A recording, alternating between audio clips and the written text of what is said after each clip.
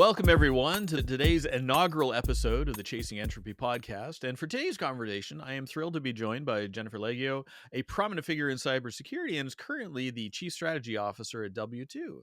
Jennifer, thank you so much for being here, or would you prefer I be calling you Jen? Jen or Jennifer, just never Jenny. Never. Well, that won't be happening, so we're good there. Good. It's really amazing that being able to sit down and do an interview with you, which originally was going to be on a different podcast, but because we could never get out of our own ways over on that podcast, it's may happen again in the future. But at this point, we'll do it here. And it's really cool how you have had such a precipitous impact on security in general, from the perspective of something as simple as what was originally called the security twits. Oh, Do you want to tell a little bit about that one? What were the oh, security twits? the security twits. Yeah. So back after Source Boston, back in, I guess, 2006, right around the time Twitter launched, um, Rainer Rain and I had decided that, we should create a list of all the security people that we can find that are on Twitter. And by we, he meant me. So and I said that with love, he's a friend. But so what I did is I used to have an old blog, and created just like a table of everyone I could find in security and what their Twitter handle was. And then things kind of grew from there. And then I got involved in Security Bloggers, now Security Creators Network, and things like that. And then obviously Security Twits eventually moved to Twitter. Can't call it by its new name. Moved Nope. to Twitter, um, when lists and all that stuff happened. But yeah, it was a lot of fun because I was like, wait, nobody can find each other, so let's give them a way to find each other and forge some social community, which was kind of a neat thing to be a part of. And it really was. And by virtue of that, I got to meet so many people that, I'll be entirely honest, I probably never would have met if it wasn't for that connective tissue that you were able to put together there. And it's really amazing too, because at the time I was doing a lot of writing for various blogs and things like that, and I did something at that point which I was fairly certain you were never going to speak to me again, where I wrote about a 0 day in a particular product for a particular company you were working at that time. And apparently I robbed you of sleep for a couple of days trying to address that one. So I've never said it before. Sorry. It's all right. It's a hazard of the trade. What can Isn't we it? say? Isn't it though? And that's one of those things too, is being able to have those communication channels open and be able to share information with the wider audience, when things can and do go wrong.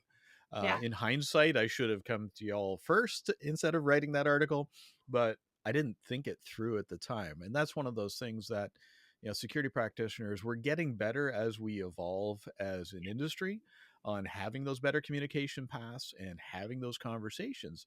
But one of those things is like getting the message across, and a lot of your career has been built across building out that message. And as part of your journey, how would you what was it initially that got you into this field in the first place, and how have you managed to continually be engaged? So for one thing, I'll say on that piece, that whole separate conversation we can have. I believe that was around a time where there was so much about, is it responsible disclosure? Is it coordinated disclosure? Do you tell the vendor? Do you not tell the vendor? How long of a risk do you take? There's often no right answer, right? Yeah. So, and there's often a right answer that people violate to market and sell for, which I'm very against. But that's a whole other conversation as well. But I first got into cyber through a public relations agency about 25 years ago, a small boutique agency in the Bay Area. I was actually an obituary writer before that. Really? And the only reason they took a chance on me for that job, because I was totally unqualified, didn't have a college degree, was because the owner was wearing a Tool t-shirt, and Tool is my favorite band of all time. So I was able to social engineer, which I learned later was what it was called, that conversation to make myself seem very, very good and persuasive. And they gave me a shot. And then I ended up going in-house at Fortinet and did the whole marketing growth path, technical enough to be dangerous, but more on the demand gen, sales growth side. CMO for a long time, mostly for startups, and doing, exits and turnarounds and things like that. And then, took a little sidestep as a chief operating officer for a bit. And now, running strategy over W2 communications, which has been great because I've either hired W2 when Chen PR was still around with Kevin Kosh. I would either hire them or W2, Yep. and only them or W2. So when I quit my other job and we decided and I was going to go back to consulting, Tony Wells and Evan Wiesel were like, wait a second, why don't we finally work together? We've known each other forever. We have a marketing arm. You're a marketer. This could work great. And so that's where I'm at now, and I'm pretty happy with that. Very cool. And yes, a definite shout out to Kevin. Awesome, awesome people. Yeah, I love But him. one thing you touched on there that didn't fit as I'm going back through it, and I'm like, my brain went, hold on a second. One of those things is not like the other. You had a COO role. Yes. Would you care to delve into that one somewhat? I How did would. that happen? I would. So I think most people that listen to this, and you are obviously familiar with Mike Rothman. And when I was at a job years ago and I was not happy, I remember the best advice he ever gave me was sometimes you do something to learn not what not to do or what you're not good at. In the case of the COO role, for years as a CMO, especially working in startups and smaller organizations, even like scale ups that got to be a little bit bigger, um, you know, I worked with a lot of great sales leaders, but not many of them were super operational. They'd be great at doing the sale, but they wouldn't be able to like build the sales stages, build the CRM, build Salesforce out, build the marketing automation stuff out, build what they needed to do, sometimes even build like enablement programs and so on. So, in startups, it's a little more flexible where you can just go, I'll take it, I'll take it. So eventually I got to the point where I was like, why don't I just take, like in the old school days when I was at a company, Sourcefire, newer, younger folks may not know that one, but when I was there, we had a COO that oversaw all go to market. Yeah. And he was a board member of a previous company. And he encouraged me to do the same thing with my career because he saw I had a mind for sales and marketing, all the operations behind it. Got the job. Um, Back in May. I've been consulting, doing it for a couple of months with Title Cyber, a great company. I'm still, the CEO is a mentor of mine. I respect him a lot, Rick Gordon. Um, did it for a few months and realized, and oh, let me add to that. I also announced during my keynote at Cyber Marketing Con the previous year that my path to CMO and how everybody could get, or sorry, COO, and how folks could get there if they wanted to. But I learned very quickly that while I loved the company, I didn't like having to officially do the other part of the job. That I am a marketer at heart. And it's hard to be a marketer in this industry because one, you're not treated very nicely. True. But we do a lot of really important stuff, and you can't be good at it and not understand the tech. So if you're out there marketing and you don't understand it, try something else. But I realized that I was a marketer at heart, and I just I was good at it. I was able to sell. I was able to grow pipeline. I was able to clean things up that I needed to clean up. Small company, every company needs to clean up, especially small companies. Um, but it just didn't work for me. It was making me, and I'm at the age where um, it just didn't fulfill my soul. And I was fortunate enough to where I had the flexibility to quit and take on consulting, which ultimately landed me at W2. But I think the biggest takeaway from that is that, like, it was really hard because at first I almost decided to stick with it for a year just Right. so one, I could prove I could do it, which I didn't really need to. I'd already proven it to myself. But also, I didn't want to admit to the industry that I was wrong because I'd made such a big stink out of that was going to be next. So instead, I just came out and said, like, I was wrong, and I wish more people did the same.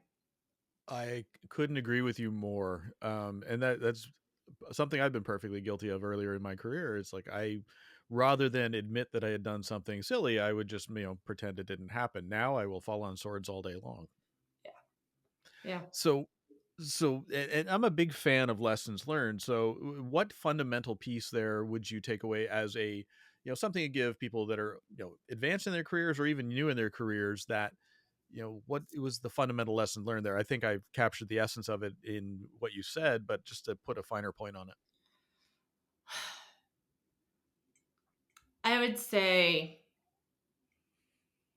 stick to what you love and what you know you're good at,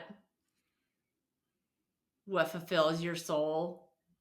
And for me, a lot of what drove me to the next was that I felt like I had to get to the next. Not everybody has to be a C level. Not everybody has to do X job. There's no you don't die and people are gonna like, God, she was a really good chief marketing officer. You know what I mean? Like that's not gonna happen. Yeah. Um, Stay true to yourself and don't let the ego get in the way of making a decision that's best for you if you can afford to do so. That's an excellent point.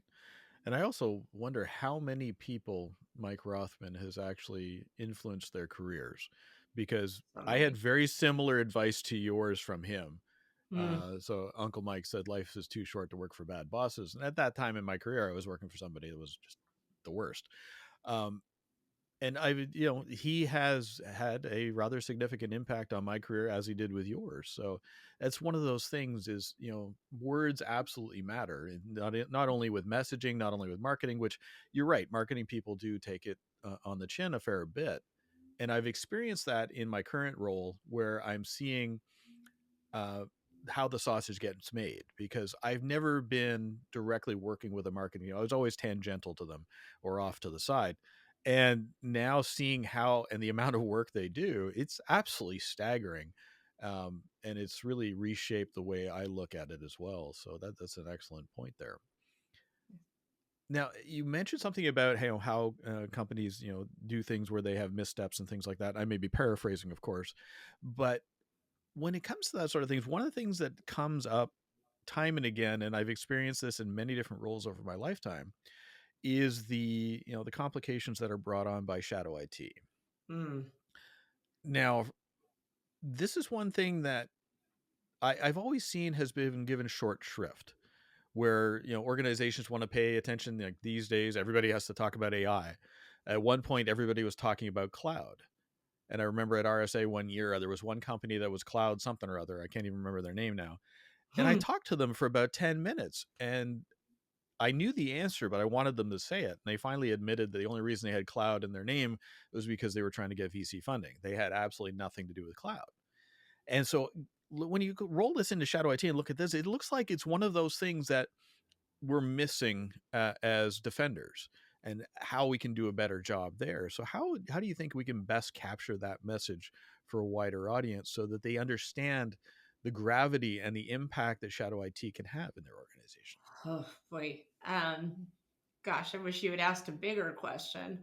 Oh, okay. Um, so let's see, where do I want to start with that one? I think, going back to what you're saying, I'm laughing about the whole like, yeah, everybody says AI now for VC. Everybody said cloud for a while. There were other things that, before that, a million of them.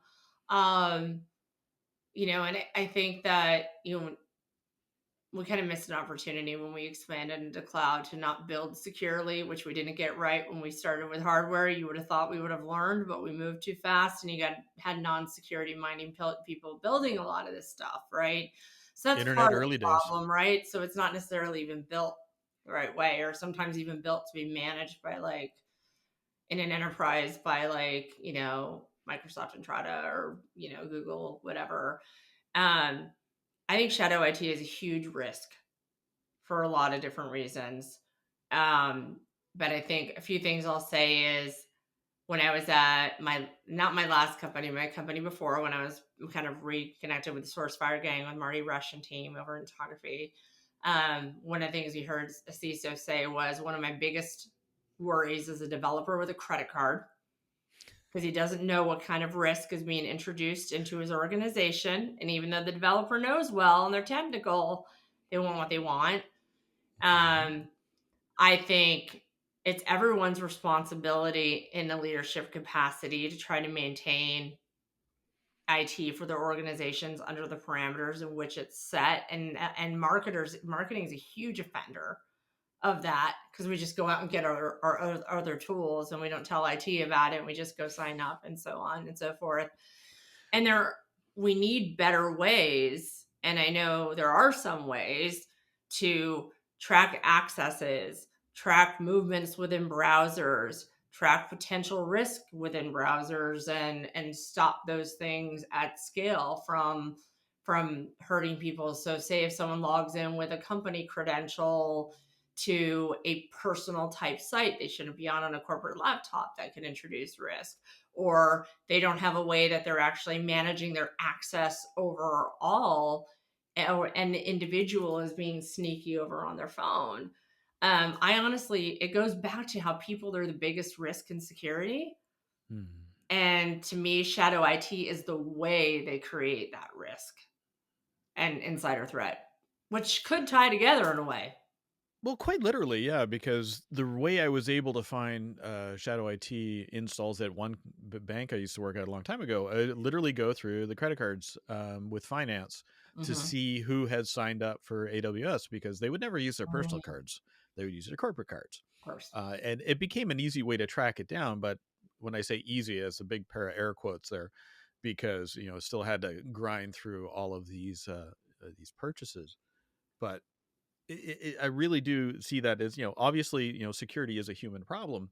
And this is something that we have to figure out how to do a better job of, getting that message across, making that narrative something that's relatable, because unfortunately people can and will make these sort of errors. Yeah. Now, a lot of that is usually sorry, go ahead. You were going to say something. Sorry, I was just gonna say, and then we need to do a much better job of getting that message crisp, getting the risk to business level decision makers that may not often think about security, because everyone in a leadership position should care about security instead of everything falling on the poor CISO now, which is not a job I'd want. I think I wrote a Security Week article about that because of the stress of it. Um, and it's more than just doing an annual SOC to know before, no offense, know before training, that, Yeah. watching videos and things like that. That's not enough to get the message across to people about how they're responsible for protecting their organization and the people at their organization. Hmm. And to pull on that thread, it's like something as simple as Shadow IT. Who owns that risk? Like you said, everything like CISO unfortunately has become a dumping ground for Every everything that people don't know what to do with. right, And Shadow IT it's a financial risk to the organization when you look at right, it at a higher level abstraction, because it's never done out of malice. It's always a yeah, case of somebody's just trying to get their job done. yeah. But the risk is the same. So where does that lie? Does it lie with the CEO? Does it lie with the CFO? Does it lie? It's a bit of a complicated one when you think about it. I think it's a complicated one. I think if you start with the risk and work backwards, I mean, it is a financial risk, but when you start with risk and work backwards and you think about how the security team is responsible for making sure that no data is at risk and no folks are at risk, I think it does. And there should be resources from both product perspectives and people perspectives on security teams to help with these types of things. You say risk and people automatically jump to compliance, and that would not be the right place for something like this.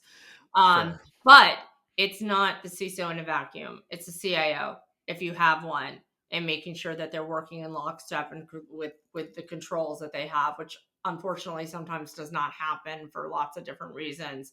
It's the CFO understanding why they need to invest and also understanding the risk to them.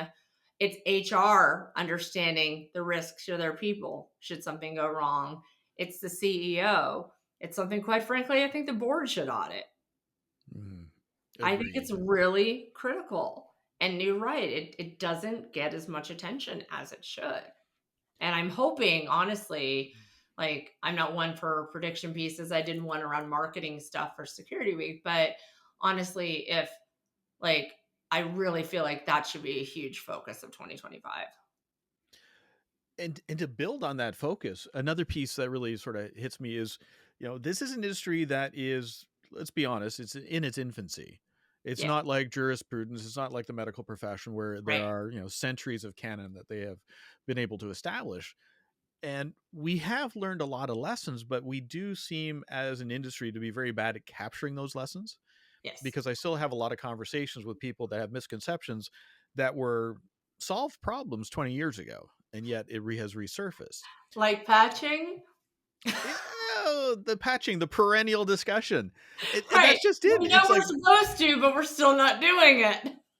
oh, yes. Or, obviously the good old password. It's like, Oh, you know, yeah. organizations will worry more about patching than they'll worry about password management. Right, which is so huge, right? It's And like honestly, jingling and the I've keys. had people, not in my current company, but I've had people at other companies like clear text me passwords, and I'm like, "Oh, there's a way to do safe passkeys. There's a way to send me something through like one password or something. There's so many encrypted ways that you can do this. Where are you doing this?" And I'm a marketer. And again, not to dumb me down, and fair Not at technical enough all. to be dangerous, but I've been in security for 25 years. You don't do that. No, yeah, you don't. Unfortunately, that still happens. And Yeah. one of the things I thought about this, and I was at a conference not too long ago. This is a few years back, and I asked a quick straw poll of the audience. I said, "How many people have been in this industry for 10 years or more?" And three or four people put their hands up. How many said five? A few more. 2 years. About 80% of the audience put their hands up. So we have this huge influx of people that are new into the industry, if I'm just using that as a straw poll, that are not seeing those lessons that we've all fundamentally learned over the courses of our, multi-decade careers. So God, I hate that I can say that. But it's like, how do we get past those misconceptions? How do we look at, as an industry, how to better improve, dealing with the trends and things as we evolve as an industry? In terms of power password specific or in terms of general I, lessons I or was actually more for in general lessons, because you can apply that to basically any segment of cybersecurity. this is going I don't want this to sound facetious and I'm afraid this is going to sound facetious, but honestly pay attention. Actually, that's not at all. I There's agree a with that. lot of there's obviously a lot of misinformation and disinformation out there. Unfortunately, that's a whole other conversation. But Hmm. there was really good guidance out there from some companies, from organizations, from some bloggers and things like that on like how you can um, take security more seriously, whether you're in security or not. And people just don't pay attention. I think it's getting people to care beyond the security teams, which is Hmm. a Sisyphus kind of moment. We're still there. And I think more people care. They like, oh, well, now my company's making me use this thing. Right? You hear that kind of stuff. I hear that from my non-security friends and I just laugh and I'm like, I can't believe that you work for a Fortune 20 company and they're just now making you use a password manager. Hmm. Okay. Things like that, you know. But I think people need to care about their responsibility to their organizations It's and almost like a their own personal self too, yeah. It's which is a almost like a little Sisyphean hype cycle. You get to the rock up to a certain point, you're like, "Oh, new person, come over here, hold the rock," and then you leave. right. Yeah, I mean, it seems so basic, but I think that there's a lot of resources out there. Um, and it's not like you have to necessarily, if you're looking at it from an enterprise perspective, I don't even think, again, not a CISO, but worked with plenty, ready, you don't necessarily have to go out there and buy a bunch of different stuff. Oh, there's hype on this. Oh, there's AI this. Let's buy all the AI. You don't want to do that. You really need to think about like, what happened to threat modeling? Yeah. What happened to risk assessment? I feel like we're bypassing some of that and being reactive because of resource constraints that shouldn't exist, quite frankly, for security teams, in my opinion. And they're not thinking about like, what can I get from a team perspective? Or more importantly, if you had like a team and product services type mix that could address an array. I don't want to say platform because that's become such a dirty word. An array of risk when it comes to access, when it comes to shadow IT, when it comes to managing corporate instances and behaviors. That's where I think we like. I think it seems so simple to me, but I'm not the one in charge of it. But I don't know. There's part of me that wants to go apply for CISO jobs now. I'm kidding. I'm joking. Nanny Well, CISO is listening to this. Don't hack me. well, and the devil's in the details, right? So, getting people to pay attention, to focus in on these items, it's not a bad piece of advice by any stretch of the imagination. I think that's absolutely salient to the discussion, because I remember parts of my career where something could have gone much worse than it did if I was paying better attention. And luckily, I did catch the particular issues that I was referring to. But if I was paying better attention, I could have shaved 2 days off of that particular pain cycle. And you talked about resources and things like that for people. And this is one of those industries with, yes, we're in our infancy, with so many new people coming into the industry. What kind of advice would you give for anybody that's aspiring to follow in your footsteps as an example, because you really are a trailblazer for our particular industry, being that we've only been around 30, 40 years? I think trying to generalize this because obviously, my path has been on more on the marketing side and now in a marketing agency. But I think in general, the advice that I would give is find a strong mentor, not necessarily your boss right away, because that's what helped me um, get to where I needed to go. That led to other mentors. And um, don't let anyone put you into a box that you don't want to be in, whether that's personal judgment or whether that is they think, you're a SOC analyst, therefore you can only do this, but you have Mm. aspirations to do other things. Don't let anyone discourage you because you can do whatever the heck you want. And I've seen far too much of that in my mentorship. Agreed. I've seen that as well. So let's switch it up here a bit. We've been talking about industry, we've been talking about all that sort of thing, which is, we're wont to do. And when we get a collection of us together, Yes. what do you do for fun, outside of cybersecurity? What sort of passions help you unwind and, quite literally stay inspired? Um, let's see. Well, I do a lot of writing, creative writing. Oh, yeah. Um, so I've always wanted to write a book. So I do. I write for a lot of different publications around kind of more personal journey type stuff, which is a lot of fun. I want to do creative nonfiction at some Nice. point.